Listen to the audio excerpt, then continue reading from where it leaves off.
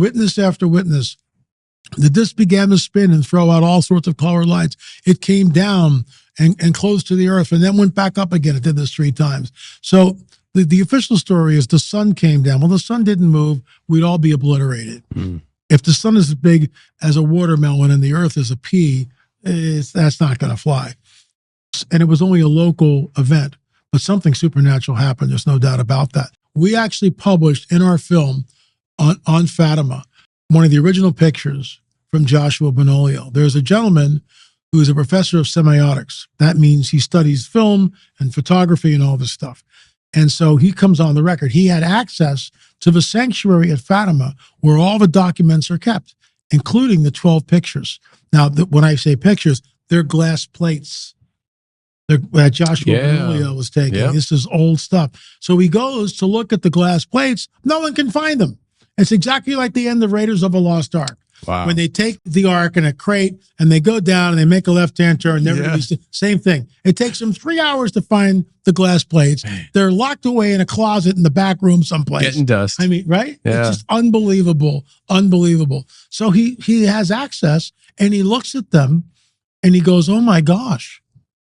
He sees an object in one of the glass plates. We published it in our film and we grilled him on it. Are you sure it's not a chemical burn, a scratch? No, it's a disc.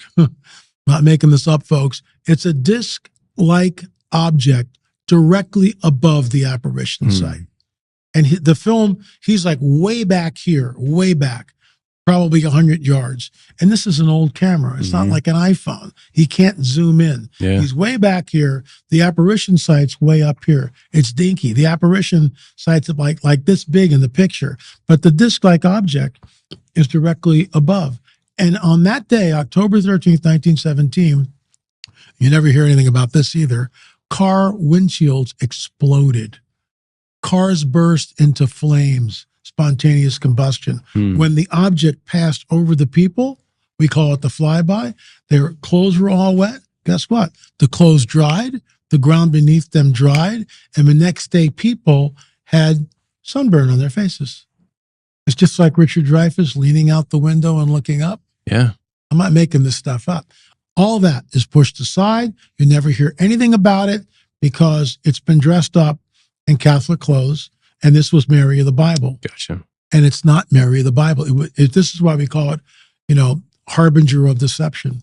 I believe, it was a UFO event.